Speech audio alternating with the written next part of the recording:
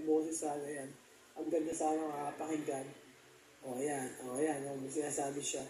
So, ayun po mga amigo, at importante po ay nagkaroon tayo ng bagong pet. Yan, napaka-init yung sesa yan. Grabe nga ako yung pagkain ng pusa, matindi. Ang pagkain ng pusa, ano yan, merong parang may isda, tapos merong milk, kumpleto siya. Sabi ng TCS, ba't yung pagkain ng pusa mas mahal pa sa pagkain namin? Grabe! So, ayan po mga amigo.